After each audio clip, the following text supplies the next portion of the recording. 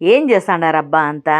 Climate చల్లగా ఉన్నప్పుడు కారం కారంగా కరకరలాడుతూ కాలక్షేపానికి తక్కువ నూనెతో బడ్జెట్ ఫ్రెండ్లీగా ఎక్కువ రోజుల నిల్వ ఉండే కరెక్ట్ స్నాక్ అంటే కారం బొరుగులు అనొచ్చు.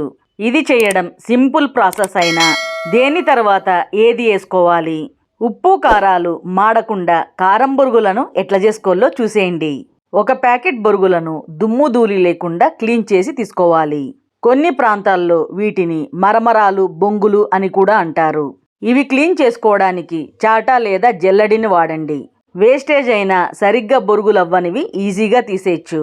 ఇవి పక్కన పెట్టి తిరుగువాతను రెడీ చేసుకుందాం. స్టవ్ ఆన్ చేసి ఇట్లాంటి పెద్ద డేక్షాని పెట్టి 2 టేబుల్ స్పూన్ల నూనె పోసి కాగనీయండి. ఇట్లా పెద్ద డేక్షా పెట్టుకుంటే కారం బొరుగులు కలుపుకోవడానికి అనుకూలంగా ఉంటుంది. నూనె కొంచెం వేడెక్కినాక 1/3 కప్ శనగిత్తనాలనేసి స్టవ్ని సన్నమంటలో పెట్టి కలుపుకుంటూ ఇవి 60% ఏగే వరకు ఫ్రై చేసుకోవాలి. శనగిత్తనాలు ఇట్లా మీడియం కలర్లోకి మారినాక దంచుకున్న 10 తెల్లవాయలనేసి కలుపుకుంటూ పచ్చిదనం పోయి కమ్మటి వాసన వచ్చే వరకు ఫ్రై చేసుకోవాలి. 5 ఎండుమిరపకాయలు తుంచుకున్నవి, గుప్పెడు కరేపాకునేసి కలుపుకుంటూ కరేపాకు క్రిస్పీగా అయ్యే వరకు ఫ్రై చేసుకోవాలి. ఇవన్నీ ఫ్రై అవుతున్నప్పుడు కమ్మటి వాసన వస్తుంది, గమనించండి. 1/2 కప్పు పప్పులు, అదే పుట్నాలనేసి ఇవి కూడా లైట్గా ఫ్రై చేసుకోవాలి. మెత్తగా లేకుండా కరకరలాడతాయి. ఈ మాత్రం ఫ్రై అయితే చాలు. స్టవ్ ఆఫ్ చేసి టీ స్పూన్ పసుపు, 2 టీ స్పూన్ల కారం లేదా మీరు తినేదాన్ని బట్టి అడ్జస్ట్ చేసుకోండి. టీ స్పూన్ ఉప్పు. మనం తీసుకున్న బొరుగులకు ఇది కరెక్ట్గా సరిపోతుంది, లేదా మీ రుచికి తగ్గట్లు అడ్జస్ట్ చేసుకోండి. ఇవన్నీ బాగా కలిసేలా కలుపుకోవాలి. స్టవ్ ఆఫ్ చేసి మాత్రమే ఉప్పు కారాలను వేసి కలుపుకోండి, లేదంటే మాడిపోతుంది, రుచిలో కూడా తేడా వస్తుంది. ఇప్పుడు క్లీన్ చేసుకున్న బొరుగులనేసి ఉప్పు కారాలు బొరుగులతో బాగా కలిసేలా కలుపుకోవాలి. ఇప్పుడు స్టవ్ ఆన్ చేసి సన్నమంటలో పెట్టి బొరుగులను కలుపుకోండి. ఇట్లా అన్నీ బాగా కలిసిపోయినాక కలుపుకుంటూనే 10 నిమిషాల పాటు ఫ్రై చేసుకోండి. ఇట్లా చేస్తే బొరుగులు క్రిస్పీగా అవుతాయి. 10 నిమిషాల తరువాత బొరుగులను ఇట్లా నలిపి చూడండి.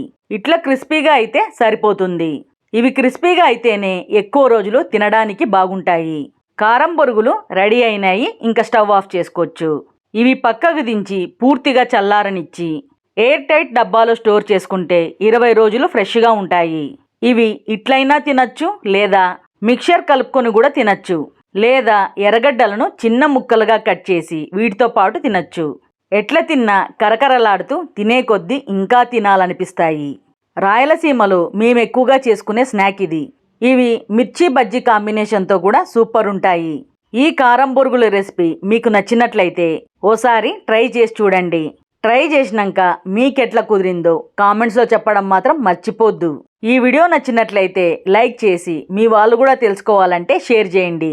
మన ఛానల్లో మంచి హెల్తీ స్నాక్స్ రెసిపీలు ఉన్నాయి, అవి కూడా ఓసారి చూడండి. ఇట్లనే ఇంకా మంచి మంచి రెసిపీల కోసం మన ఛానల్ F3 ఫుడ్ ఫన్ ఫెస్టివల్ని సబ్స్క్రైబ్ చేయండి అబ్బా. ఇట్లు మీ వేణి. మరొక మంచి రెసిపీతో మళ్ళీ కలుద్దాం.